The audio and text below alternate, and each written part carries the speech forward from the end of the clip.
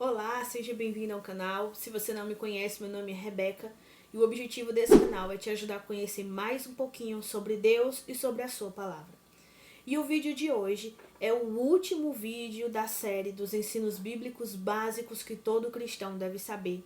Hoje nós vamos ver a aula 37 e nós vamos falar sobre a ressurreição dos mortos.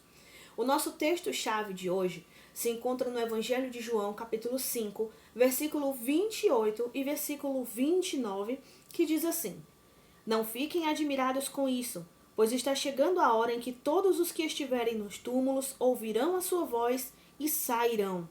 Os que fizeram o bem ressuscitarão para a vida, e os que fizeram o mal ressuscitarão para serem condenados. E os nossos versos complementares de hoje se encontram na carta de 1 aos Coríntios, capítulo 15, versículo 35 ao versículo 38, que diz assim: Mas alguém pode perguntar: como ressuscitam os mortos? Com que espécie de corpo virão? Insensato! O que você semeia não nasce a não ser que morra.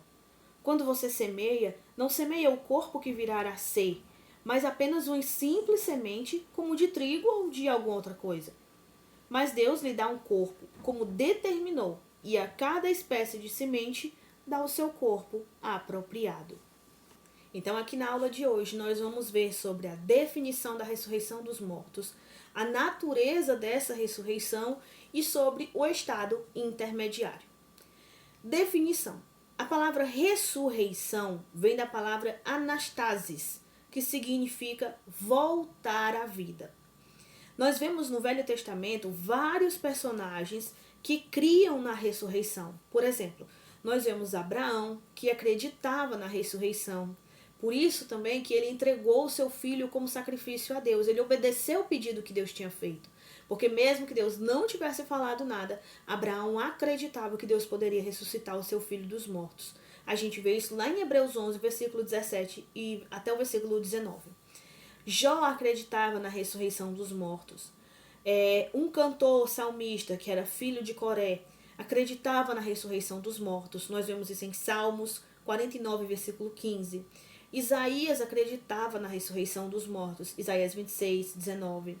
A passagem de Jó é Jó 19, versículo 25 ao 27. Daniel acreditava na ressurreição dos mortos. Lá em Daniel 12, versículo 2 e 3. Oséias acreditava na ressurreição dos mortos. Oséias 13, versículo 14. Então, esses e vários outros profetas acreditavam na ressurreição dos mortos. Apesar disso, é no Novo Testamento que essa doutrina é desenvolvida de forma mais elaborada. Jesus mesmo falou sobre esse assunto. Jesus, por várias vezes, falou sobre o assunto da ressurreição dos mortos.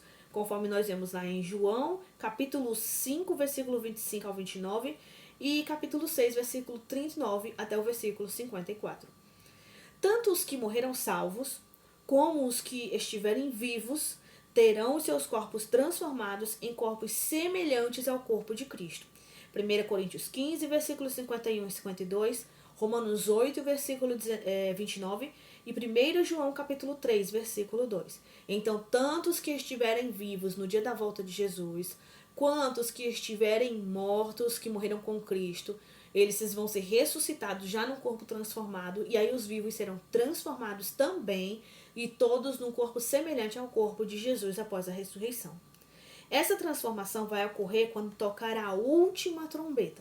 A Bíblia nos fala de 7 trombetas e diz que essa ressurreição vai acontecer na última trombeta. Sendo assim, nós sabemos que quando for tocada a 7ª trombeta, já que são 7 e é a última, então quando for tocada a 7ª trombeta é que vai acontecer. Primeiro os mortos vão ressuscitar com o corpo transformado e aí os vivos serão transformados, e essa transformação vai ser num piscar de olhos.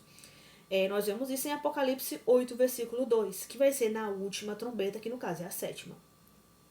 A transformação dos corpos vai ser rápida como um piscar de olhos.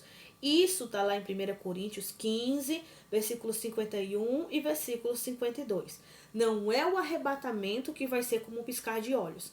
É a transformação dos corpos das pessoas vivas, que estiverem vivas no dia da volta de Jesus, que vai ser num piscar de olhos, vai ser tão rápida como num piscar de olhos. Tanto os salvos como os ímpios vão ser ressuscitados. A gente viu isso no texto-chave. Os salvos vão ser ressuscitados quando Jesus voltar, antes do milênio, quando vier levar as pessoas para poder habitar com ele na vida eterna. Isso está lá em 1 Coríntios, em 1 Tessalonicenses, capítulo 4, versículo 15 até o versículo 17. E os ímpios vão ser ressuscitados em corpos sem glória alguma, após o milênio para a condenação eterna, conforme Apocalipse 20, versículo 4 até o versículo 15. A ressurreição dos mortos profetizada para os últimos dias não é a mesma ressurreição que acontecia quando Jesus e os apóstolos atuavam na terra, ou a que aconteceu no episódio da crucificação de Jesus, conforme nós vemos em João capítulo 11, versículo 23 e 24. Essa ressurreição dos mortos não é aquela ressurreição como, por exemplo, a da filha de Jairo, a de Lázaro. Não é essa ressurreição. E essa ressurreição dos mortos também não é aquela que aconteceu quando Jesus foi crucificado, que diz que vários mortos tornaram a vida e apareceram para os seus familiares na cidade. Não é essa ressurreição. A ressurreição dos mortos é aquela que vai acontecer quando Jesus voltar. A dos salvos antes do milênio e a dos ímpios depois do milênio. A ressurreição dos mortos é a prova final de que Cristo derrotou a morte. Nós já sabemos que ele derrotou a morte, já é uma coisa que está decretada. Só que esse grande evento final vai acontecer quando Jesus voltar, vai ressuscitar os mortos e tal, vai transformar os vivos. E aí esse vai ser o sinal último de que Jesus derrotou a morte. E a natureza da ressurreição?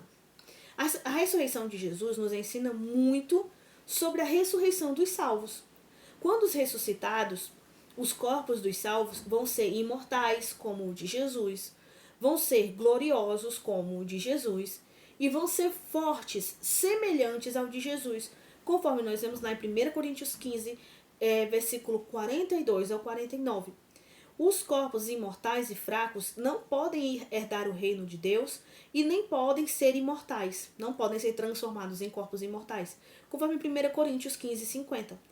Assim como o corpo de Cristo era físico, também os corpos que vão ser transformados semelhante ao corpo de Cristo e o dos que estiverem mortos, que forem salvos, que vão ser ressuscitados no corpo transformado, vão ser corpos físicos, assim como o corpo de Jesus. Jesus, para mostrar que ele tinha um corpo físico, ele comeu com os discípulos, ele deixou os discípulos tocarem nas suas feridas, ele mostrou que o corpo dele era um corpo físico, que podia ser visto e tocado. Do mesmo jeito, vai ser os corpos físicos vai ser os corpos dos que forem ressuscitados. Vão ser corpos físicos. Não vai ser uma alminha, só um espírito, tipo um fantasminha, não. Vai ser esse corpo físico que nós temos aqui, só que transformados num corpo semelhante ao de Jesus. Os filósofos gregos acreditavam numa ressurreição mística ou espiritual. Muitas pessoas acham que os corpos das pessoas que vão ressuscitar com Jesus vai ser um corpo espiritual, ou um corpo místico, um corpo, tipo assim, um corpo que você não pode tocar, que você não pode sentir, né? Um corpo que você não vai poder ver, ou algo do tipo. Mas não é. Essa crença ela veio dos filósofos gregos, não da Bíblia. Os gregos, assim como a maioria hoje, principalmente cristãos, dividiam o sagrado do secular. Eles separavam o que era sagrado do que era secular. Mas os hebreus não. Para os hebreus, as duas áreas, o sagrado e o secular, eram uma só, sob o domínio de Deus. Essa crença que se separa o que é sagrado de o que é secular é uma crença chamada platonismo, já que ela foi criada de acordo com base nos ensinos de Platão, um filósofo grego antigo. Com base nesses ensinos, os gregos acreditavam que haviam dois mundos, o das ideias, que é o mundo espiritual, e o real, o mundo real, que é o mundo da matéria. Para eles, o corpo e as coisas materiais, como se divertir, brincar, sorrir, dormir, comer, tomar banho, para eles, essas coisas eram consideradas ruins e apenas o espírito é que poderia ir para o além, poderia ir para uma vida no céu, uma vida eterna. O corpo não poderia ir porque o corpo é uma coisa ruim. Só o espírito que podia ser considerado como algo bom. Assim, a morte ela seria a libertação da alma do corpo, que enquanto estivesse presa no corpo, enquanto essa alma estivesse presa no corpo, ela estaria presa ao mundo material. Então, para eles, a ressurreição dos mortos é a alma sair de dentro do corpo, e aí essa alma é que herdaria o reino dos céus. E o corpo seria esquecido, seria destruído, seria aniquilado. Não seria o corpo. O corpo físico não entraria no reino dos céus. Mas a Bíblia nos diz que sim, os mortos que vão ser ressuscitados com Cristo vão entrar no céu com seus corpos físicos, só que transformados num corpo semelhante ao de Jesus. E os que estiverem vivos quando Jesus voltar vão ser transformados também com corpos físicos num corpo parecido com o de Jesus. Nós vamos herdar o reino de Cristo, nós vamos para o céu com esse corpo físico aqui que nós temos agora, que a gente pode tocar, que a gente pode sentir as coisas, é com esse corpo físico, com esse tom de pele, com essa cor de olho, com essa cor de cabelo, é com esse corpo que eu vou para o céu. E é com o seu corpo que você vai para o céu se você for salvo. Só que vai ser um corpo transformado, um corpo glorioso, semelhante ao corpo de Jesus, que não vai sentir mais dor, não vai sentir mais tristeza, não vai sentir mais medo e principalmente não vai poder mais pecar. Para os gregos, o que importa mesmo é a alma. Por isso, enquanto alguns entregavam seus corpos a todo tipo de imoralidade, outros eram muito rígidos com qualquer tipo de prazer físico, incluindo alimentação e diversão. Muitas igrejas hoje são ainda influenciadas por essa segunda crença. Elas acreditam que o corpo é uma coisa da matéria. Então, o corpo físico é algo ruim e aí por isso todos os prazeres físicos são algo ruim, né? Então as pessoas não podem brincar, não podem se divertir. São igrejas totalmente legalistas, são extremamente rígidas, sendo que não é nada disso que a Bíblia nos ensina. Para a cosmovisão hebraica, ou seja, para a visão de mundo que o hebreu tinha, o corpo ele foi criado por Deus. Então ele é sagrado. Da mesma forma como a alma e o espírito são sagrados, o corpo também é sagrado. Essa crença grega de que só o espírito é que pode herdar o céu e o corpo humano não pode, ela foi tão grave que ela perverteu a fé de alguns. Paulo escreveu a Timóteo advertindo contra aqueles que se desviaram da verdade, aderindo ao platonismo e corrompendo a doutrina da ressurreição, conforme nós vemos em 2 Timóteo, capítulo 2, versículo 18. Então, daqui dá pra gente perceber o quanto que essa crença foi séria, o quanto que isso foi perigoso para a igreja, ao ponto de Paulo precisar escrever uma carta para Timóteo, para que Timóteo advertisse os irmãos, para que eles não acreditassem nessa crença de que tudo que é físico, tudo que é material é ruim e apenas as coisas espirituais são boas, de que a gente tem que separar o secular do que é sagrado. Não, tudo é para ser sagrado. Não existe secular e sagrado. Tudo é para ser sagrado, porque todas as partes da nossa vida é para ser dominadas por Deus. Seja trabalho, seja escola, seja família, seja qualquer uma coisa, é para ser dominado por Deus e é para ser feito para a glória de Deus. Tudo que a gente fizer, a gente tem que fazer como se fosse para Deus e não para os homens. Não existe secular e sagrado. Tudo é para ser sagrado, oferecido a Deus. E o estado intermediário? Há pelo menos 3 interpretações equivocadas a respeito do estado intermediário. Uma dessas interpretações equivocadas é a de que os crentes que morreram hoje, né, até o dia de Jesus voltar, esses crentes dormem o sono da alma. Essa é uma má interpretação do que a Bíblia diz. Vai de encontro, por exemplo, ao que a Bíblia diz em Apocalipse capítulo 6, versículo 9 ao 11, dizendo que aqueles que morrem com Cristo até o dia de Jesus voltar vão estar simplesmente dormindo. Mas não é isso que a Bíblia nos diz. Por exemplo, a Bíblia nos mostra o ladrão do lado de Jesus na cruz dizendo: Senhor, lembra-te de mim quando entrares no teu reino? E o que Jesus diz para ele? Hoje mesmo estarás comigo no paraíso. Então, as pessoas que morrem com Cristo, depois, talvez eles estivessem dormindo um sono da alma, algo do tipo, antigamente.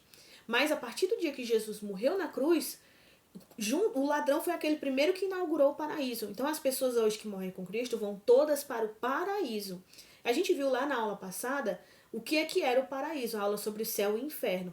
O paraíso, a palavra usada para paraíso é uma palavra que significa jardim, bosque sombreado, cheio com água, né, com água corrente, água limpa e tal. Então, muitos acreditavam até que aquilo ali, quando Jesus estava falando de paraíso, ele estava querendo falar do Jardim do Éden. Porque o significado da palavra paraíso lembra muito o que era o Jardim do Éden lá no Gênesis. Então, muitos acreditam até que esse paraíso que Jesus diz que os mortos em Cristo vão hoje até o dia da sua vinda é o Jardim do Éden.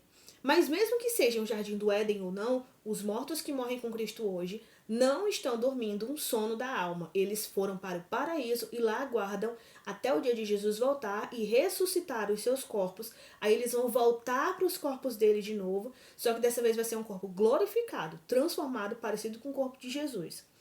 Um outro mal entendido é achar que o estado intermediário, ou seja, o estado em que os mortos ficam até o dia de Jesus voltar, é um tempo para as pessoas serem purgadas, purificadas da presença de qualquer pecado remanescente. Essa crença é um problema por dois motivos. Primeiro, ela ensina que lá nesse purgatório a pessoa vai pagar pelos seus pecados, né, para poder ser purificada. Sendo que a Bíblia é clara em dizer que Jesus é o único que pode pagar pelos nossos pecados. Nós não podemos pagar pelos nossos pecados. Vemos isso em Romanos capítulo 4, versículo 25 e capítulo 8, versículo 25. E uma outra coisa também, que é um problema para essa crença, é que pressupõe que o sacrifício de Jesus não é suficiente para salvar perfeitamente ninguém. E nem para mandar essa pessoa diretamente para o céu após a sua morte. A pessoa ainda precisa fazer alguma coisa depois que morre para que ela possa ir para o céu. Então, essa crença de que as pessoas vão para um tipo de purgatório para serem purificadas, para poderem ir para o céu ou não, é uma crença que desmerece aquilo que Jesus fez na cruz. E, portanto, ela não é bíblica, ela não pode ser levada a sério. O terceiro engano é confundir esse estado intermediário com o estado eterno, afirmando que no momento da morte a alma já sai pura do corpo e vai direto para o céu e lá vai passar a eternidade, vivendo eternamente como um espírito consciente e invisível. Não, a pessoa quando morre hoje vai para o paraíso até o dia de Jesus voltar. Quando Jesus voltar, ela vai ser levada de volta para o corpo dela, que vai ressuscitar num corpo parecido com o corpo de Jesus. Ela não vai viver para sempre lá naquele paraíso, como se fosse um espírito, apenas como um espírito vivendo para a eternidade. Não, não vai ser dessa forma. E isso também vai de encontro com o que a Bíblia diz e é uma interpretação equivocada. Essa interpretação, inclusive, que diz que as pessoas vão diretamente para o céu e que lá vão passar para a eternidade, ou ficar lá eternamente, apenas com as suas almas, apenas o espírito, ela aniquila totalmente a doutrina da ressurreição dos mortos, que é ensinada claramente na Bíblia.